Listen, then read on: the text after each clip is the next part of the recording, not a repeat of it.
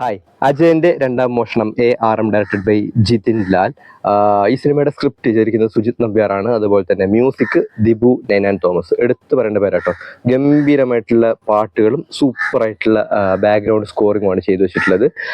Cinematography ജോമോണ്ടി ജോണും അതുപോലെ തന്നെ editing Shameer മുഹമ്മദും. ഇത്രയും കാര്യങ്ങളാണ് ഞാൻ ടെക്നിക്കൽ സൈഡിലേക്ക് നോക്കിയത്. ഇനി സ്ക്രീനിലേക്ക് വന്നു കഴിഞ്ഞാൽ ടൊവിനോ തോമസ്, കൃതി ഷെട്ടി, സുരഭി ലക്ഷ്മി, രോഹിണി, അജു വർഗീസ്, ബേസിൽ ജോസഫ്, ജഗദീഷ്, ഹരീഷ്, സുധീഷ്, അങ്ങനെ ഒരുപാട് വലിയ വലിയ താരങ്ങളും അതുപോലെ തന്നെ ഇഷ്ടം പോലെ ജൂനിയർ ആർട്ടിസ്റ്റുകളും ഈ സിനിമയിൽ അഭിനയിച്ചിട്ടുണ്ട്. 3 കാലഘട്ടങ്ങളിലായിട്ടാണ് ഈ സിനിമ സെറ്റ് ചെയ്ത് വെച്ചിട്ടുള്ളത്. ഒന്ന് 900-ന്റെ സ്റ്റാർട്ടിങ്, 980, പിന്നെ 990-ന്റെ അവസാന കാലഘട്ടങ്ങളിലാണ്. ഇങ്ങനെ 3 കാലഘട്ടങ്ങളാണ് സിനിമയിൽ ചെയ്തു വെച്ചിട്ടുള്ളത്. അപ്പോൾ സ്റ്റാർട്ടിങ്ങിലാണ് 900-ന്റെ സ്റ്റാർട്ടിങ്ങിലാണ് നമ്മുടെ ആദ്യത്തെ കഥാപാത്രം കുഞ്ഞിക്കേളു, ടൊവിനോ തോമസ് അവതരിപ്പിക്കുന്ന കഥാപാത്രം കയറി വരുന്നത്. അത് ഏകദേശം നമ്മുടെ ഉറുമിയിലത്തെ പണ്ടത്തെ പൃഥ്വിരാജ് ഉണ്ടല്ലോ, അതിന്റെ ഒരു ഛായാകാഴ്ചയിലൊക്കെ നമുക്ക് ഫീൽ ചെയ്യും. ആ കഥാപാത്രത്തിന്റെ ഇൻട്രോ ഒക്കെ ആവറേജ് ആയിട്ടാണ് എനിക്ക് ഫീൽ ചെയ്തത്. വലിയൊരു രോമാഞ്ചമൊന്നും എനിക്ക് അങ്ങനെ തോന്നിയില്ല. പക്ഷെ ഒന്നുകൂടി പണിയെടുത്തിരുന്നെങ്കിൽ നല്ല ഗംഭീരമായിട്ടുള്ള ഒരു ഇൻട്രോ അവിടെ സെറ്റ് ചെയ്ത് വെക്കാമായിരുന്നു. ഇനി രണ്ടാമത്തെ ക്യാരക്ടറിലേക്ക് വന്നു കഴിഞ്ഞാൽ മണിയൻ. ഈ മണിയനാണ് ഈ സിനിമയിലെ ഷോ സ്റ്റീലർ എന്ന് പറയുന്നത്. ഗംഭീരമായിട്ടുള്ള കഥാപാത്രമാണ്. അത് ചെയ്തു വെച്ചിട്ടുള്ളത് സൂപ്പറായിരുന്നു. അതിനുവേണ്ടി അയാൾ എടുത്തിട്ടുള്ള എഫേർട്ട്, അതായത് ഈ മാർഷൽ ആർട്സും കാര്യങ്ങളൊക്കെ ഗംഭീരമായി ചെയ്തിട്ടുണ്ട്. അതുപോലെ തന്നെ ഔട്ട്ലുക്ക്, താടിയും മുടിയും ആ കഥാപാത്രത്തിന്റെ ഒരു സൈക്കോളജിന്റെ വേറൊരു രീതിയിലാണ് ചെയ്തിട്ടുള്ളത്. അതുപോലെ തന്നെ സുരഭിയാണ് ഈ മണിയന്റെ പേരായിട്ട് വരുന്നത്. അപ്പോൾ ആ ഒരു കോമ്പിനേഷനും സൂപ്പർ ആയിരുന്നു. പിന്നെ അവിടെ ഒരു മ്യൂസിക് സാധനം ചെയ്ത് വെച്ചിട്ടുണ്ട് കേട്ടോ. ഒരു പാട്ട് അവിടെ സെറ്റ് ചെയ്ത് വെച്ചിട്ടുണ്ട്. അതും അടിപൊളിയാണ്. എനിക്ക് തോന്നുന്നു വൈക്കം വിജയലക്ഷ്മി മറ്റോ തോന്നുന്നു ആ പാട്ട് പാടിയിട്ടുള്ളത്. ഗംഭീരമായിട്ടുള്ളൊരു പാട്ടായിരുന്നു. ഇനി മൂന്നാമത്തെ ക്യാരക്ടറാണ് നമ്മുടെ അജയൻ. ആ കഥാപാത്രം 1990s സെറ്റ് ചെയ്ത് വെച്ചിട്ടുള്ളത്. ഒരു പാവം പിടിച്ച കഥാപാത്രം. അത് നല്ല നൈസായിട്ട് തന്നെ ചെയ്തിട്ടുണ്ട്. അതായത് മാർഷൽ ആർട്സും അങ്ങനെയുള്ള കാര്യങ്ങളൊക്കെ ചെയ്യുന്നതിൽ ടൊവിനോ തോമസ് നല്ല വർക്ക് എടുത്തിട്ടുണ്ട്. അയാൾ എടുത്തിട്ടുള്ള എഫേർട്ട് മൊത്തം നമുക്ക് സ്ക്രീനിൽ കാണുന്നുണ്ട്.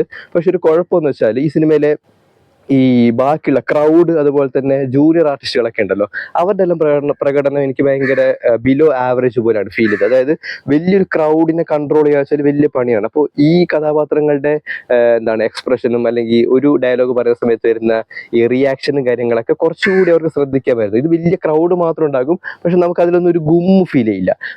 അതുപോലെ തന്നെ ഈ ഫൈറ്റിന്റെ സമയത്തും ഇപ്പോൾ ടൊവിനോയും ഓപ്പോണന്റും തമ്മിൽ ഫൈറ്റ് ചെയ്യുന്ന സമയത്ത് ആ ഫൈറ്റ് കണ്ടിരിക്കാൻ രസമാണ്. പക്ഷെ ആ ഫൈറ്റിന് കൊടുക്കുന്ന റെസ്പോൺസ് ഉണ്ടല്ലോ, അത് അത്ര വലിയൊരു ഇമ്പ്രസീവായിട്ട് എനിക്ക് പേഴ്സണലി ഫീൽ ചെയ്തില്ല. പിന്നെ ഈ സിനിമയുടെ പ്രസന്റ് ടൈം എന്ന് വെച്ചാൽ 1990s അവസാനമാണ്. അത് കാണിക്കാനായിട്ട് ടാറ്റ സിയറ പോലത്തെ വണ്ടിയും കാര്യങ്ങളൊക്കെ, അതുപോലെ തന്നെ ചില ഇലക്ട്രോണിക് ഗാഡ്ജറ്റുകളും കാര്യങ്ങളൊക്കെ അന്നത്തെ കാലത്തുണ്ടായിരുന്ന ചില സാധനങ്ങളൊക്കെ സെറ്റ് ചെയ്ത് വെച്ചിട്ടുണ്ട്. പക്ഷെ ഒരു പാട്ടിന്റെ ഇടയിൽ നീല പെയിന്റ് അടിച്ചൊരു ലോക്കൽ ബസ് കാണിക്കുന്നുണ്ട്. പക്ഷെ ആ ബസ് 2010-ന് ശേഷമുള്ള ബസ്സാണ് കേട്ടോ. അതായത് ഈ കൃതി ഷെട്ടിയും ടൊവിനോയും വരുന്നൊരു പാട്ടുണ്ട്. ആ പാട്ട് ഗംഭീരമായിട്ട് ചെയ്ത് വെച്ചിട്ടുള്ളത്. സൂപ്പറായിട്ടൊരു പാട്ടാണ്.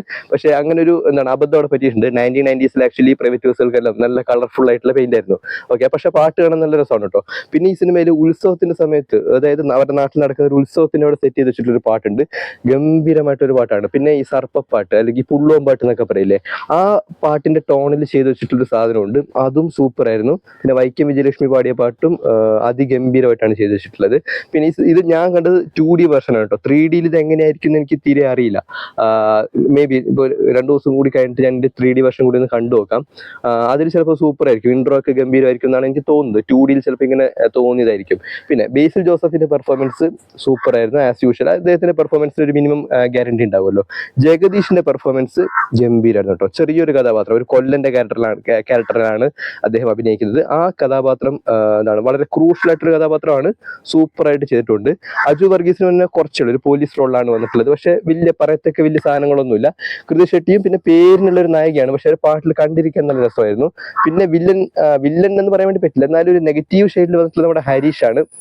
അദ്ദേഹത്തിന്റെ ആ ഒരു സൈസും ആ ഒരു സൗണ്ടൊക്കെ കേൾക്കുമ്പോൾ നമുക്കൊരു തോന്നുക ഇയാളൊരു കട്ടക്കുള്ള ഒരു വില്ലനാണെന്ന് തോന്നും. പിന്നെ ഒരു അമ്പലപ്പറമ്പിലുള്ള ഫൈറ്റ്, അതായത് ഒരു കളരി ഫൈറ്റിന്റെ അടുത്തൊരു ഫൈറ്റ് വന്നിട്ട് അദ്ദേഹം നല്ല രീതിയിൽ തന്നെ പെർഫോം ചെയ്തിട്ടുണ്ട്.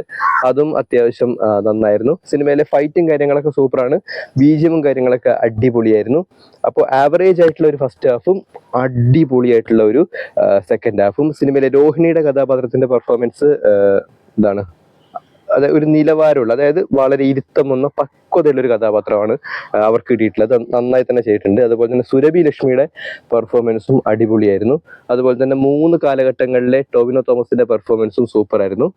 അതായത് നമ്മുടെ കുഞ്ഞിക്കേളു, അതുപോലെ തന്നെ മണിയൻ, അതുപോലെ തന്നെ അജയൻ. അതിൽ എനിക്ക് ഏറ്റവും കൂടുതൽ ഒരു അട്രാക്ഷൻ തോന്നിയത് നമ്മുടെ മണിയന്റെ പെർഫോമൻസിനോടാണ് കേട്ടോ. അത് സൂപ്പർ ആയിട്ടുള്ള ഒരു ക്യാരക്ടറാണ്. എനിക്ക് തോന്നുന്നു ഈ സിനിമ കുറച്ചുകൂടി ഹിറ്റായതിനു ശേഷം കൂടുതൽ ആൾക്കാരും പറയാൻ പോകുന്നതും എഴുതാൻ പോകുന്നതും ഈ മണിയനെ കുറിച്ചിട്ടായിരിക്കും. അജയൻ പിന്നെ പ്രസന്റ് ടൈമിലുള്ള ഒരാളാണ്, കുറച്ചുകൂടി പാവം പിടിച്ചൊരു കഥാപാത്രമാണ്. പക്ഷെ മണിയൻ പൊളിച്ചിട്ടുണ്ട്. സോ കണ്ടു നോക്കുക അജയന്റെ രണ്ടാം മോഷണം. ഇനി കാണുന്ന സമയത്ത് 3D വേർഷൻ തന്നെ കാണാൻ വേണ്ടി നോക്കുക. പറ്റുമെങ്കിൽ കുറച്ചുകൂടി ബെറ്റർ ആയിട്ടുള്ള തിയേറ്റർ തിരഞ്ഞെടുക്കുക. നല്ല ഓഡിയൻസിന്റെ കൂടെ ഇരിക്കുക. എനിക്ക് കിട്ടിയത് വളരെ കൂറകളായിട്ടുള്ള കുറെ ഓഡിയൻസ് ആണ് കേട്ടോ. വെറുതെ കുറെ കമന്റും കൂക്കുലിയൊക്കെ ആയിട്ട് അതിന്റെ ഒരു മൂഡ് തന്നെ നശിപ്പിച്ചു. 3D തന്നെ കാണാൻ വേണ്ടി നോക്കുക. അൺഫോർച്ചുനേറ്റ്ലി നമുക്ക് ഇവിടെ കാസർഗോഡ് മാജിക് ഫ്രെയിംസിൽ 3D ഇന്ന് അവൈലബിൾ അല്ല. പടത്തിന്റെ മ്യൂസിക് തകർത്തിട്ടുണ്ട്. നല്ല പാട്ടും അതുപോലെ തന്നെ നല്ല ബാക്ക്ഗ്രൗണ്ട് സ്കോറും ടൊവിനോ തോമസിന്റെ എഫേർട്ടും സൂപ്പർ ആയിരുന്നു. ഫസ്റ്റ് ഹാഫ് കുറച്ചുകൂടി ബെറ്റർ ആക്കാമായിരുന്നു എന്ന് തോന്നി. അങ്ങനെ മൊത്തത്തിൽ കണ്ടിരിക്കാൻ വേണ്ടി പറ്റുന്ന നല്ലൊരു എന്റർടൈനർ ആണ് ARM.